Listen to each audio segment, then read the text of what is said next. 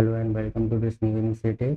In this, we will discuss concepts related to education. First, we will start with French Revolution और we can say world history. तो सबसे जो important events हुए हैं 1750 के बाद, वो इवेंट्स हैं, सबसे पहले है अमेरिकन रिवॉल्यूशन। अमेरिकन रिवॉल्यूशन ये आपको एनसीईआरटी की बुक्स में नहीं दिया गया है अमेरिकन रिवॉल्यूशन, लेकिन कॉम्पिटिटिव एग्जाम्स में कई जगह अमेरिकन रिवॉल्यूशन से क्वेश्चंस पूछे जाते हैं। Second one is French revolution.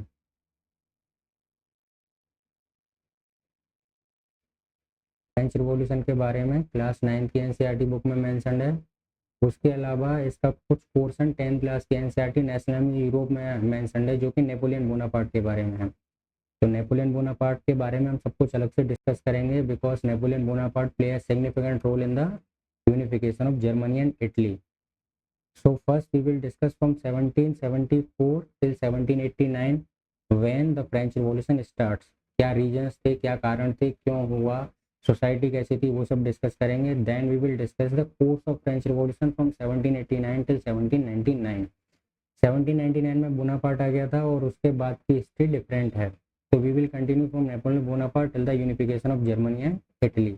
ये सब इवेंट्स एक दूसरे से कोरिलेट करते हैं, तो इनको अलग अलग हम नहीं पढ़ सकते। नेक्स्ट वो एक इम्पोर्टेंट इवेंट है, that is industrial revolution. Then world history में जो आता है वो आता है world wars, world war one and two. World wars हैं। वर्ल्ड वॉर्स के बाद आपका रशियन रिवॉल्यूशन एक इम्पोर्टेंट टॉपिक है। उसके बाद एक इम्पोर्टेंट टॉपिक है जिसको हम बोलते हैं inter war period. Inter war period. First World War took place from 1914 till 1918. Second World War started in 1939 and ends in 1945. तो 1918 से लेकर 1939 के बीच में क्या हुआ, ये हम डिस्कस करते हैं इंटर वॉर पीरियड में। इसमें जो मेन चीज़ें हैं वो हैं फासिज्म और आपका नाजिज्म। ये दो टॉपिक हमको डिस्कस करने होते हैं।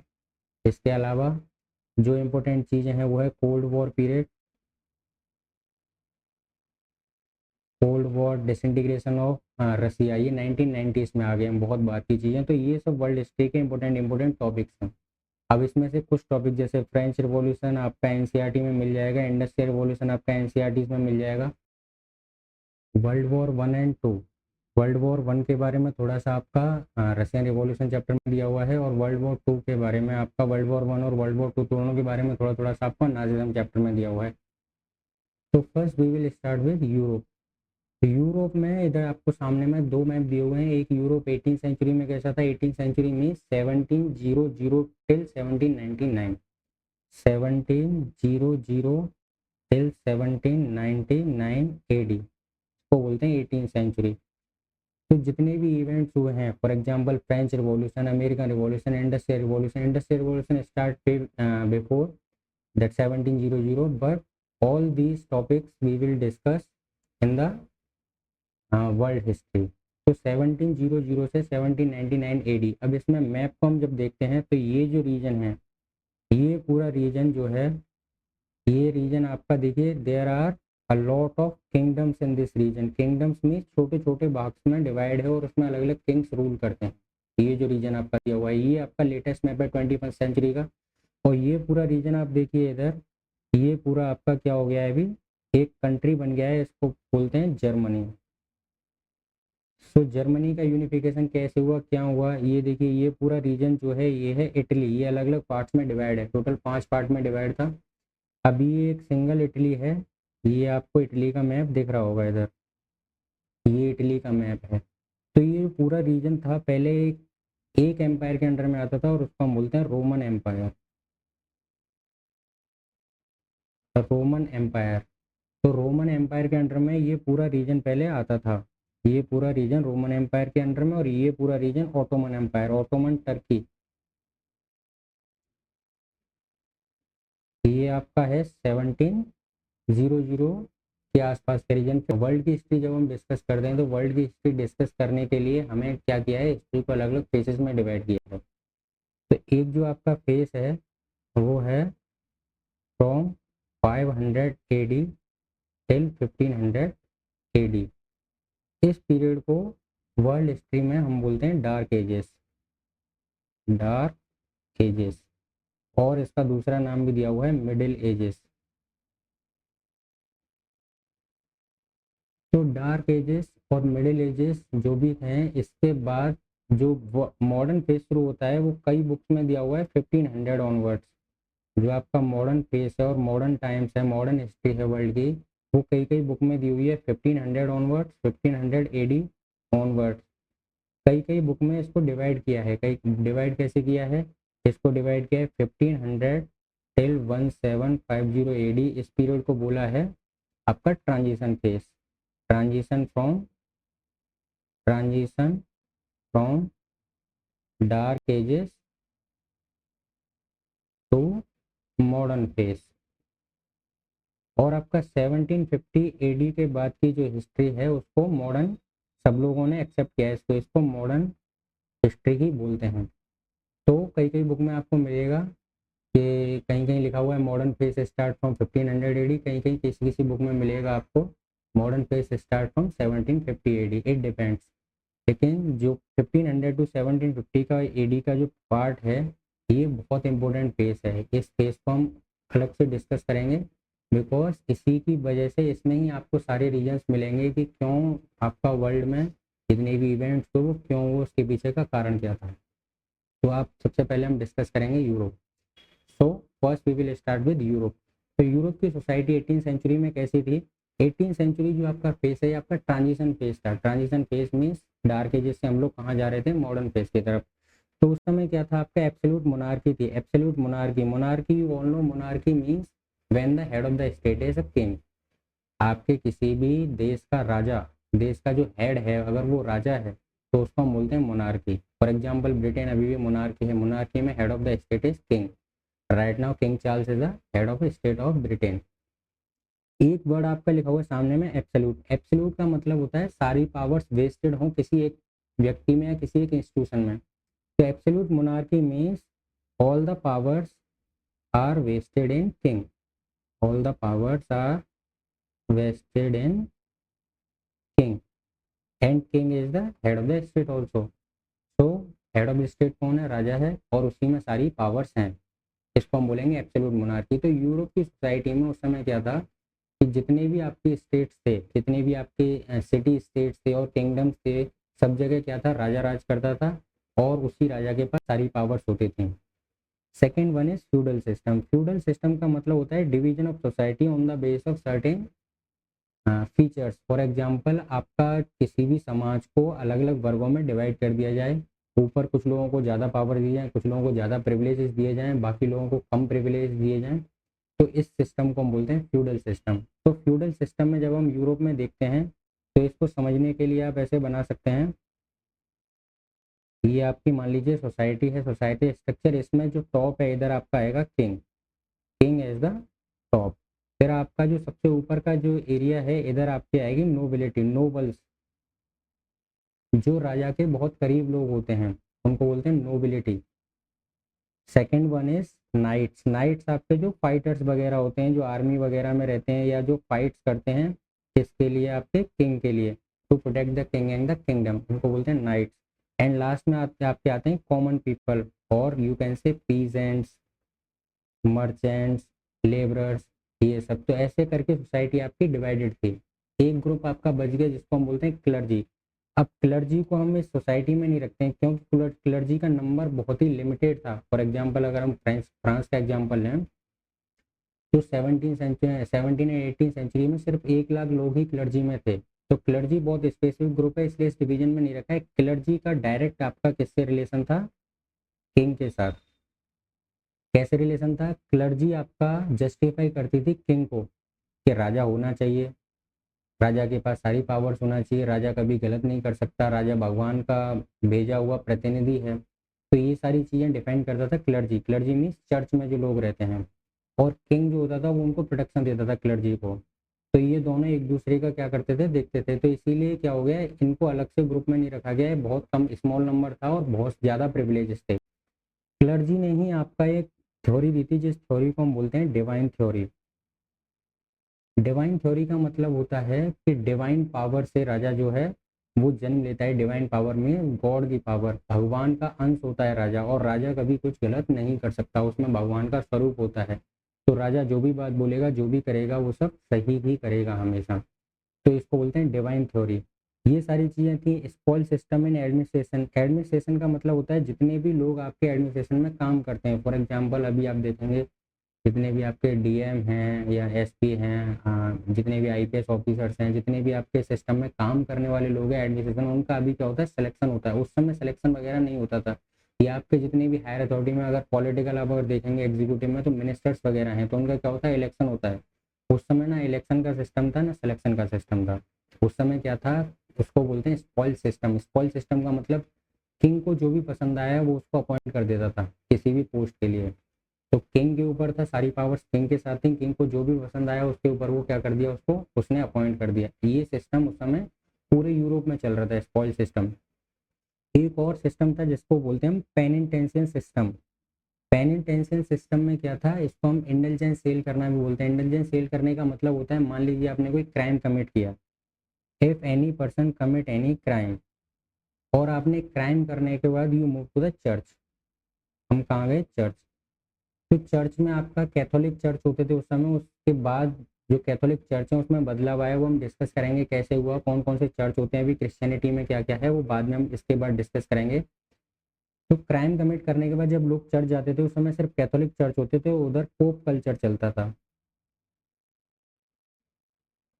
अब इसमें क्या होता है कि आपने क्राइम करने के बाद आप चर्च गए, चर्च में आपको बोला गया कि आपको कुछ काम करना है चर्च के लिए या तो लोगों के लिए, या आपको पे करना है। तो आपने मान लीजिए आपने क्राइम कमिट किया और आपको बोला गया कि आपको जो भी करेंसी है, यूरोप में अलग अलग देशों की अलग अलग करेंसी थी। उस समय मान लीजिए फ्रांस में करेंसी चलती थी जिसका नाम था लिवरे। तो लिवरे जब मान लीजिए आपने क्राइम किया, क्राइम करने के बाद आपको बोला गया कि आपको 1 लाख पे करने हैं for the for that crime. अगर आपने उतना पे कर दिया तो आपको क्या किया जाएगा, उस क्राइम से छोड़ दिया जाएगा। आपको एक सर्टिफिकेट दिया जाएगा चर्च के द्वारा, और सर्टिफिकेट के बाद आपको कोई भी केस नहीं हो सकता है, आपको कोई भी पनिश नहीं कर सकता। ये सिस्टम यूरोप में बहुत ज़्यादा प्रेवलेंट था, और इससे क्या हुआ कि जो क्लर्जी थी उसके पास बहुत ज़्यादा पावर थी, वो किसी का भी क्राइम जो है माफ़ कर सकते थे। तो ये सारी चीज़ें आपकी यूरोप की सोसाइटी में, अब आपको धीमे धीमे पता चलेगा कि यूरोप में इतनी सारी प्रॉब्लम थी, उसको बाद रेवोल्यूशन क्यों हुआ। रेवोल्यूशन का मतलब क्या है कि लोगों को कोई चीज़ में चेंज करना हो। जब ड्रास्टिक चेंज हम किसी चीज़ में करते हैं उसको बोलते हैं रेवोल्यूशन। तो रेवोल्यूशन किसी भी स्तर पर हो सकता है। सोसाइटी में रिवॉल्यूशन हो सकता है, आपकी कल्चरल रिवॉल्यूशन हो सकता है, रिलीजियस रिवॉल्यूशन हो सकता है। रिवॉल्यूशन किसी भी चीज़, ड्रास्टिक चेंज, कुछ स्पेसिफिक टाइम पीरियड में अगर आपकी सोसाइटी में चेंजेस हो रहे हैं और उस चेंजेस बहुत फास्ट हो रहे हैं, उसको हम बोलते हैं रेवोल्यूशन। तो now we will discuss about the French society in mid 18th century. तो जब फ्रेंच रिवॉल्यूशन होने से पहले जो फ्रेंच की सोसाइटी थी वो कैसी थी। तो मैंने कहा French was also in the Europe. तो यूरोप की सोसाइटी हम डिस्कस कर चुके हैं। तो बहुत सारी चीज़ें फ्रेंच की सोसाइटी में वही थी जो यूरोप की सोसाइटी में थी। फॉर एग्जांपल एब्सोल्यूट मोनार्की हम डिस्कस कर चुके हैं। एब्सोल्यूट मोनार्की यूरोप में थी, फ्रांस में भी थी। लुइस 16 राजा बना लुइस 15 से, उससे पहले लुइस 15 किंग था टिल 1774। 1774 के बाद लुइस 16 जो बर्बन फैमिली से बिलोंग करता था, उसने अब जो क्राउन है वो टेक ओवर किया लुइस 15 से, लुइस द 15 से। सोसाइटी फ्यूडल सोसाइटी थी, हम डिस्कस कर चुके हैं। सोसाइटी 3 स्टेट में डिवाइड थी, क्लर्जी, नोबिलिटी एंड तीसरी में 3 ग्रुप्स हैं आपके, businessman, merchants, lawyers, court officers. इनको हम लोग क्या बोलते हैं, बुर्गजीज भी बोलते हैं इनको हम क्या बोलते हैं, बुर्गजीज। फ्रेंच सोसाइटी में lack of financial administration, finances को मैनेज करने का सबसे बड़ा प्रॉब्लम था। जो फ्रेंच रिवॉल्यूशन था उसका सबसे बड़ा कॉजेज में ये किया आता है इकोनॉमिक कॉजेज में, कि फाइनेंशियल मिसमैनेजमेंट। सबसे ज़्यादा फाइनेंशियल मिसमैनेजमेंट जो था वो फ्रेंच सोसाइटी में था। तो फाइनेंशियल जो फाइनेंसेस थे उनको सही से एडमिनिस्ट्रेशन, सेंट्रल बैंक नहीं था कोई, फ्रांस में कोई सेंट्रल बैंक नहीं था। तो जब भी पैसे की जरूरत होती थी किंग को, एडमिनिस्ट्रेशन कहाँ से बोरो करते थे, they borrow from the private players, borrow from private players, जो भी आपकी सोसाइटी में लोग थे उनसे बोरो करती थी गवर्नमेंट, उसके बाद अपना काम करती थी। अब क्या होता है इसमें, टैक्स, जो आपका टैक्स रहता है उसका, सॉरी, जो इंटरेस्ट रहता है वो बहुत हाई इंटरेस्ट रेट रहता है, हाई इंटरेस्ट रेट्स। तो because of the private loans the interest rate was very high. Land and resource ownership, जो लैंड और रिसोर्स ओनरशिप थी वो बराबर नहीं थी। जो आपकी थर्ड स्टेट थी उसकी पॉपुलेशन कितनी थी, उस थर्ड स्टेट की पॉपुलेशन अप्रोक्सीमेटली 19%, 90%। जो ज़मीन थी उनके पास 40% थी, लेकिन वो ज़मीन फर्टाइल नहीं थी। जो आपके मेंबर्स थे स्टेट जनरल में, स्टेट जनरल क्या था, जैसे हमारे यहाँ का पार्लियामेंट होता है वैसे वहाँ का स्टेट जनरल था, नेशनल असेंबली जिसको हम बोलते हैं। तो 600 मेंबर्स थे उसमें थर्ड स्टेट से, और उनका वोट सिर्फ एक था। मतलब क्यूमुलेटिव वोट जो है वो पोल करना होता था। क्यूमुलेटिव मतलब सारे 600 लोग आपस में डिसाइड करके एक वोट पोल करेंगे और वो एक ही वोट जाएगा। सेकंड स्टेट में अप्रोक्सीमेट 10% पॉपुलेशन थी। इनका नंबर अगर आप अप्रोक्सीमेटली 4 लाख मेंबर्स थे सोसाइटी में, और इनका अप्रोक्सीमेटली 1 लाख मेंबर्स थे। तो एक परसेंटेज थोड़ा बहुत ऊपर नीचे हो सकता है, पॉपुलेशन चेंज हो रही थी उस समय बहुत तेज़ी से। तो 10% आपकी लैंड थी इनके पास, और वो बहुत फर्टाइल लैंड थी, और 300 लोग थे इनके, और एक एक वोट था। तो ये हमारा जो है डिस्ट्रीब्यूशन था, लैंड किसके पास कितनी थी, पॉपुलेशन किसकी कितनी थी, और वोट कितना था। टैक्स स्ट्रक्चर में जो आपका टैक्स पे करने वाले लोग थे, first and second state does not pay any tax. First and second state no tax. First और सेकंड स्टेट कोई टैक्स पे नहीं करती थी, सिर्फ थर्ड स्टेट टैक्स पे करती थी। और उसमें दो तरह के टैक्सेस थे, एक जो टैक्स चर्च को पे किया जाता था, और एक जो टैक्स स्टेट को पे किया जाता था। जो टैक्स चर्च को पे किया जाता था उसको टिथेस बोलते हैं, और जो टैलिस है वो टैक्स, जो टैक्स डायरेक्ट टैक्सेस स्टेट को पे किया जाता था। इसके अलावा इनडायरेक्ट टैक्सेस भी थे, indirect taxes according to the need of the state. Indirect taxes लोगों पे आपसे लगाए जाते थे, और वो सिर्फ थर्ड स्टेट पे ही होते थे। तो फर्स्ट और सेकंड स्टेट जो है वो कोई भी टैक्स वगैरह पे नहीं करता था। Next we will discuss what are the causes of French revolution. अब तक जो हमने पढ़ा वो था सोसाइटी और थोड़ा बैकग्राउंड, इंट्रोडक्शन पार्ट। बैकग्राउंड क्या था, इंट्रोडक्शन जो थोड़ा सा हो गया उसका, और उसके बाद यूरोप की सोसाइटी, देन फ्रेंच की सोसाइटी, ये अब हमने डिस्कस कर लिया। Now we will discuss what are the causes of French revolution. Because causes बहुत ज़्यादा इंपॉर्टेंट हो जाते हैं, क्योंकि कोर्स जो है फ्रेंच रिवॉल्यूशन का वो बहुत ही अनइवन है। Next we will discuss the course of French revolution, events कैसे कैसे हुए। तो जो मेन चीज़ें हैं वो हैं causes and the outcomes, result. तो कॉजेज को हम दो भागों में डिवाइड कर सकते हैं, एक तो है आपका लॉन्ग टर्म कॉजेज, और दूसरा है आपका इमीडिएट कॉजेज।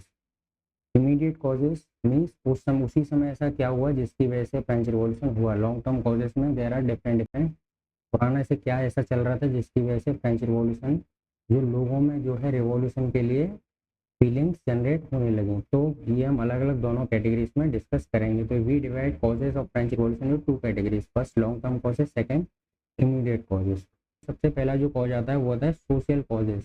तो first we will start with social causes. तो सोशल कॉजेज में जो फर्स्ट पॉइंट है that one is feudal society. We already discuss what is feudal society. Feudal society में क्या है, लोग जो सोसाइटी में थे वो अलग अलग जो डिवाइड किए हुए थे, वो डिवीजन ठीक नहीं था, अनइक्वल रिप्रेजेंटेशन था, अनइक्वल डिवीजन था। तो feudal society that is the one of the major reason of the French revolution. Second क्या था कि हमने देखा इंडस्ट्रियल रिवॉल्यूशन। 18th सेंचुरी में इंडस्ट्रियल रिवॉल्यूशन हुआ। इंडस्ट्रियल रिवॉल्यूशन 18th सेंचुरी से पहले से शुरू हो गया था, लेकिन जो मेन डेट देते हैं वो देते हैं 18th सेंचुरी में। First industrial revolution begin from the Britain itself. तो इंडस्ट्रियल रिवॉल्यूशन बाद में यूरोप के सारे देशों में फैला। Because of industrial revolution the policy of mercantilism came into picture. अब ये मर्केंटलिज्म की वजह से क्या हुआ, जो आपके बिजनेसमैन थे, बिजनेसमैन एंड जो आपके ट्रेडर्स थे, they started to getting rich. These businessmen and traders started to getting rich. अब ये लोग पैसे वाले होने लगे। But these people belong to third state. ये किससे बिलोंग करते थे, थर्ड स्टेट से। But the privileges of the third state was very less in the society. अब समाज में थर्ड स्टेट के पास पैसे हैं आपके पास, लेकिन आपको जो रेस्पेक्ट मिलनी चाहिए, जो प्रिविलेजेस मिलने चाहिए वो नहीं मिल रहे हैं। पैसे कहाँ से आए? Because of the industrial revolution की वजह से इनके पास पैसे तो आ गए, लेकिन अब इनके पास प्रिविलेजेस नहीं है। अब इनके पास प्रिविलेजेस नहीं है तो इन्होंने क्या किया? प्रिविलेज के लिए डिमांड करना शुरू कर दिया। तो this is also one major reason behind the French revolution. तो सोशल मोबिलिटी, इसको हम बोल सकते हैं absence of social mobility. Society में ये लोग ऊपर की तरफ मूव नहीं कर सकते because these people belong to the third state. Artisans and labourers, जो आपके काम करने वाले लोग थे आर्टिसंस एंड लेबरर्स, उनके पास क्या नहीं था? अभी इनके पास आर्टिसन लेबरर्स ये काम करते थे, they have getting very low wages and long working hours. आपकी सोसाइटी में जो आर्टिसन से लेबर्स थे उनके पास क्या था? काम करने के लिए जो पैसे मिलते थे, that money was very less and they work for very long hours. So this is also one of the major reason. Next one is farmers. Farmers are landless. Farmers के पास जमीन नहीं थी, और जो फार्मर्स के पास जमीन थी भी वो बहुत ही इनफर्टाइल जमीन थी। तो वो क्या काम करते थे? दूसरों की जमीनों पे काम करते थे। तो जो मेजर चंक ऑफ प्रॉफिट है वो किसको ज़्यादा था? नोबिलिटी को और जो क्लर्जी को। तो फार्मर्स काम कर रहे हैं लेकिन पैसे किसको जा रहे हैं? फर्स्ट एंड सेकंड स्टेट को। तो this is also one of the major reason. So these are the social causes. First one is feudal society, then because of industrial revolution what happened? The bourgeoisie class became rich, bourgeois class became rich, but because of the absence of social mobility they cannot get the privileges as the first and second state got at that point of time. So this is also one of the major reason. Then artisans and laborers, जो आपके काम करने वाले थे लोग थे artisans और labours, वो बहुत ज़्यादा टाइम तक काम करते थे और बहुत कम पैसे उनको मिलते थे। This is one of the major reason. And next one is farmers. Farmers के पास जमीन ही नहीं थी, वो दूसरों की जमीनों पर काम करते थे। तो दीज और आर सोशल कॉजेस। तो next one is political and administrative causes. तो पॉलिटिकल कॉजेज जब हम डिस्कस करते हैं तो इसमें सबसे पहला जो आता है वो आता है unequal political representation. Unequal political representation में क्या आता है? हमने पहले ही डिस्कस कर लिया कि 90% जो पॉपुलेशन है वो किससे बिलोंग करती थी? थर्ड स्टेट से। तो 90% पॉपुलेशन थर्ड स्टेट से बिलोंग करती थी, और इनका वोटिंग राइट, इनका रिप्रेजेंटेशन स्टेट जनरल में कितना था? 600 मेंबर्स, और वोट सिर्फ एक। और बाकी 10% जो आपका अप्रोक्सीमेटली 9 to 10% आपका सेकेंड स्टेट थे सेकेंड स्टेट, और कितने मेंबर्स थे? 300 members and 1 vote. And rest clergy approximately 1% first state, और 300 मेंबर्स 1 वोट। तो आपका जो सोसाइटी है उसमें जो आपका पॉलिटिकल जो स्टेट जनरल है उसमें जो रिप्रेजेंटेशन है वो सबका क्या नहीं था? बराबर नहीं था। अनइक्वल पॉलिटिकल रिप्रेजेंटेशन था। तो जो ये लोग डिसाइड करते थे, अप्रोक्सीमेटली 10% पॉपुलेशन जो डिसाइड करती थी वही चीज़ें इम्प्लीमेंट हो जाती थी। मतलब जो 90% मेजर चंक ऑफ पॉपुलेशन की बातें डिमांड कोई वैल्यू नहीं करती, because they belong to the third state. First cause. Second हमने डिस्कस किया था spoiled system in administration. Administration क्या था? कोई भी रिप्रेजेंटेशन इंस्टीट्यूशन नहीं था। No representative institution. Representative institution का मतलब होता है कि जहां पर लोगों द्वारा चुना हुआ कोई व्यक्ति आपका किसी इंस्टीट्यूशन में काम कर रहा हो। तो जितने भी आपके डिपार्टमेंट थे, जितने भी आपके इंस्टीट्यूशन थे, वहाँ कौन लोग काम करते थे? All the members are appointed और selected by the king itself. जो राजा ने बोल दिया वही है, कोई रिप्रेजेंटेशन नहीं है। तो आप लोग अपनी बात नहीं रख सकते हैं। बात रखने के लिए लोगों के पास जरिया नहीं था। जो जरिया था एक वो यही था स्टेट जनरल, और स्टेट जनरल में भी जो थर्ड स्टेट 90 मेजर पॉपुलेशन की जो बातें हैं वो नहीं सुनी जाती थी, क्योंकि first and second state both come together and they vote together. Clear? There is one more reason we can say that inefficiency and corruption. So inefficiency and corruption, अब आपको पता है अकाउंटेबिलिटी एंड ट्रांसपेरेंसी नहीं है। Accountability and transparency नहीं है means जो लोग अपॉइंट किए जा रहे हैं वो राजा द्वारा अपॉइंट किए जा रहे हैं, तो उनको जवाब सिर्फ राजा को देना है, लोगों की बात नहीं सुननी है। एंड करप्शन इसलिए था because Raja was the king was incompatible मतलब उसको ज़्यादा नॉलेज नहीं थी कि कैसे इंस्टीट्यूशन में वर्क होते हैं। तो जो किंग था लुई 16 उसको एडमिनिस्ट्रेशन के बारे में उतनी नॉलेज नहीं थी और उसकी वजह से क्या हुआ, करप्शन और इनएफिशिएंसी बढ़ गई सोसाइटी में बहुत ज़्यादा। तो next causes are economic causes. तो इकोनॉमिक कॉजेज जब भी हम डिस्कस करते हैं सबसे जो मेन चीज़ आती है that is extravagant life style. अब एक्स्ट्रावेगेंट लाइफ स्टाइल मतलब राजा का रहन सहन, जो किंग का जो रहन सहन था, जो लाइफ स्टाइल थी, the life style of the king was very extravagant. Extravagant मतलब राजशाही, राजशाही उसको नहीं मतलब है कि प्रजा के पास खाने के लिए पैसे हैं नहीं है, क्राइसिस है क्या है, but the life style of the king was very much extravagant. So first is the treasury was empty, still the king has extravagant lifestyle. So this is the first extravagant lifestyle of Louis XVI. First reason economic causes. Second one is because of the wars. Because of the wars, France participated in 7 year war. 7 years war from 1756 to 1763. Austrian succession war. Austrian succession war. Then next is American Revolution War. In American Revolution War also France participated. So because of these wars, what happened? It it takes so much cost to fight a war. कोई भी लड़ाई लड़ने के लिए बहुत ज़्यादा पैसे की जरूरत होती है। तो because of these wars, what happened? There they losses a lot of money. आपका जो बहुत खर्चा हुआ इसकी इन वॉर्स की वजह से, इन वॉर्स में पार्टिसिपेट करने की वजह से फ्रांस की जो इकोनॉमी है, जो पैसा है, वो बहुत ज़्यादा खर्चा हुआ because of this wars. Next one is because of the famines, जो आपकी आपदाएं आती हैं, because of the famines what happened कि आपका जो ब्रेड राइट्स होने लगे सोसाइटी में, bread riots that is because of subsistence crisis. Subsistence crisis when you have no money or when the government is suffering from any economic crisis। तो क्या होता है, इन्फ्लेशन राइज होता है। अब इन्फ्लेशन राइज होने की वजह से क्या होगा, चीज़ें जो बाजार में मिल रही थी पहले सस्ती, वो अब क्या मिलेंगी, महंगी मिलने लगेंगी। तो जो लोकल, जो आपके कॉमन पीपल हैं, जो आपके नीचे तबके के लोग हैं, जो सोशल हायरार्की में बहुत नीचे में आते हैं, उनके पास क्या नहीं रहेगा, खाने पीने के पैसे नहीं रहेंगे। अब सब्सटेंस राइज, अब जिनके पास फूड नहीं है वो लोग क्या करेंगे, then they will revolt. So next one is substance crisis because of famine. Next, taxation policy।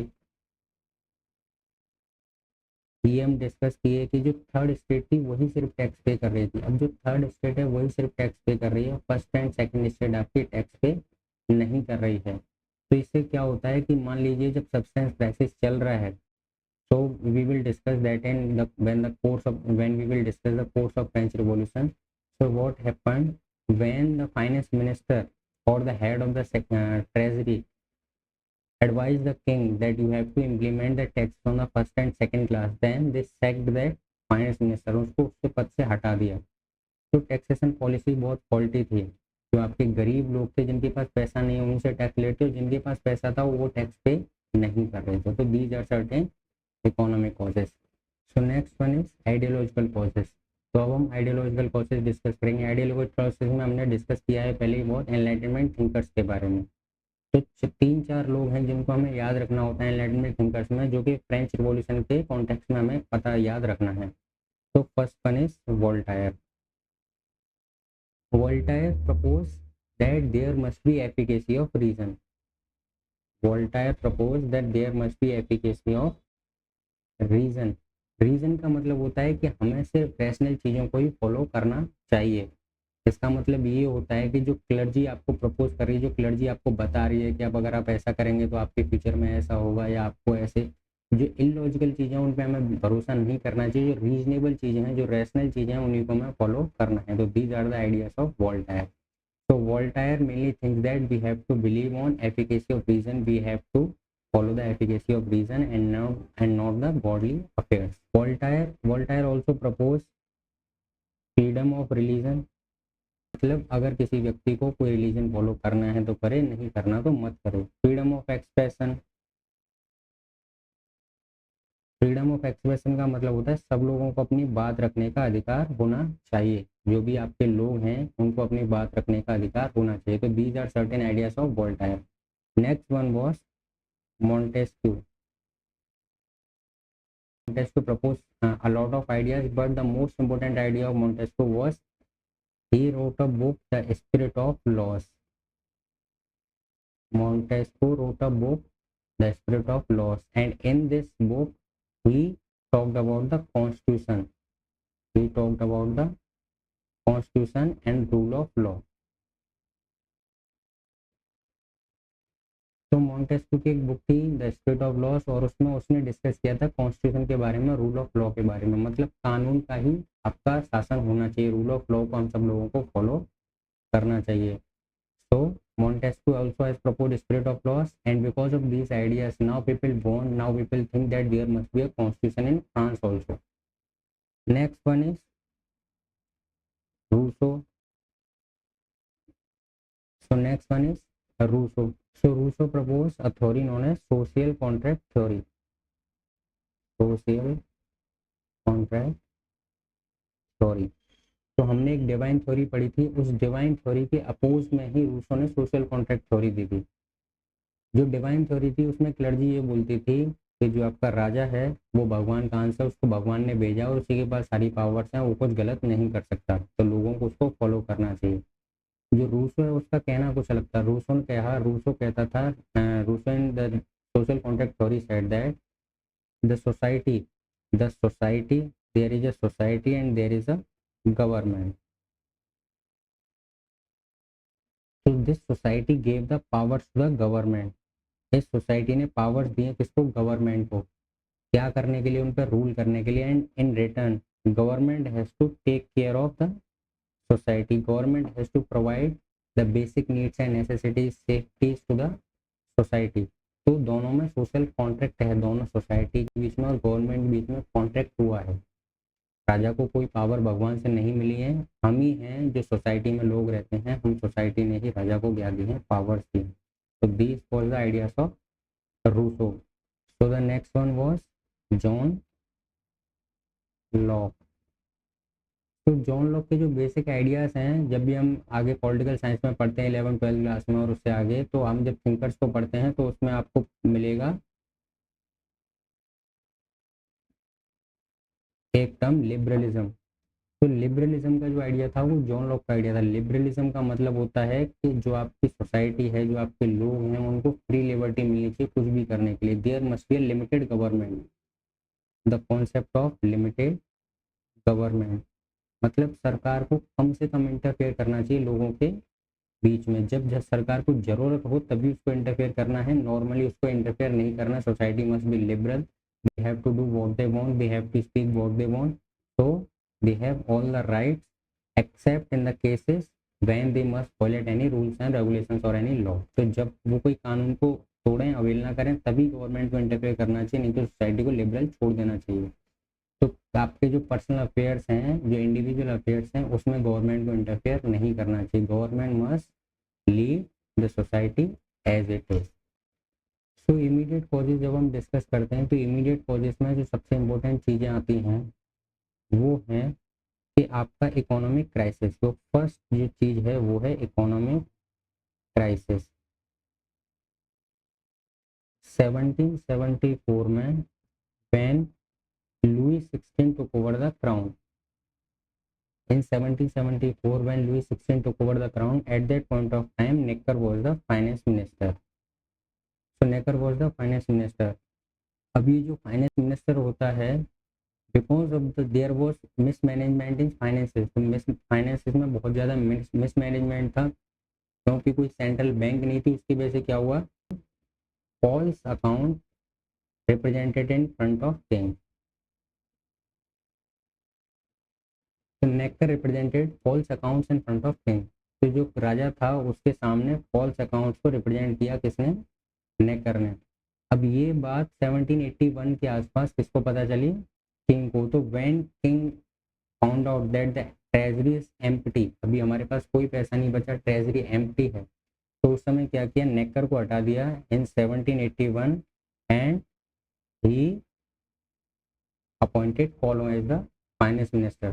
कॉलों को 1781 में फाइनेंस मिनिस्टर बना दिया, किसने?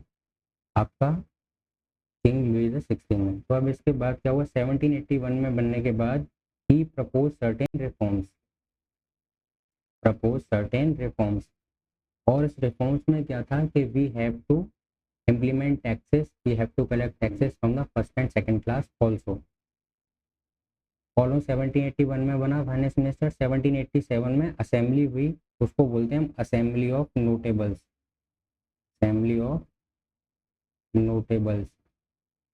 तो 1781 में कॉलों फाइनेंस मिनिस्टर बना। उसके बाद उसने राजा को कहा कि हमें we have to talk to first and second state to implement taxes.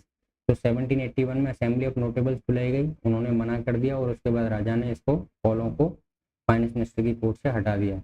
Now in 1787 Brienne became the finance minister. अब ब्रिनी फाइनेंस मिनिस्टर बना।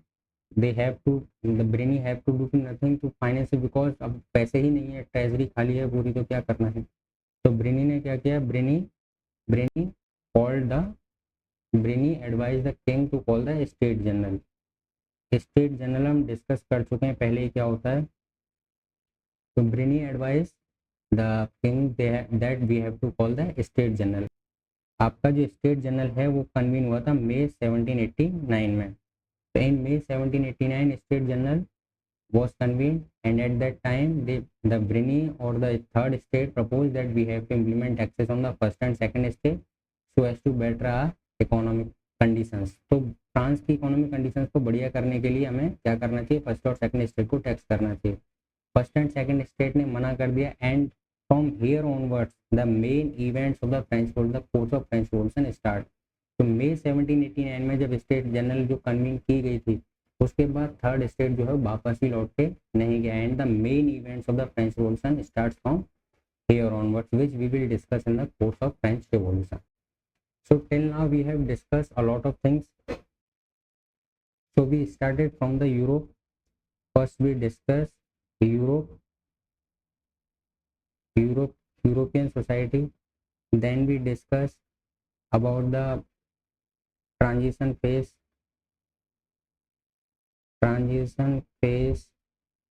in Europe, means 1500 AD to 1750 AD। So first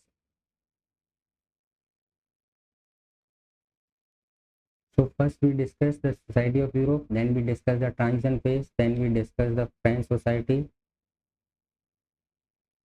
and then thereafter we discuss the causes of French Revolution।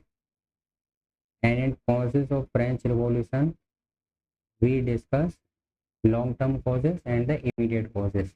तो ये सारी चीज़ें, ये आपका जो था, this is the background and then these are the causes. Now we will discuss the course of French revolution। So in next video we will discuss the course of French Revolution। So if you like the initiative, you have to give your suggestions in the comment box। Thank you, bye bye, tata, see you।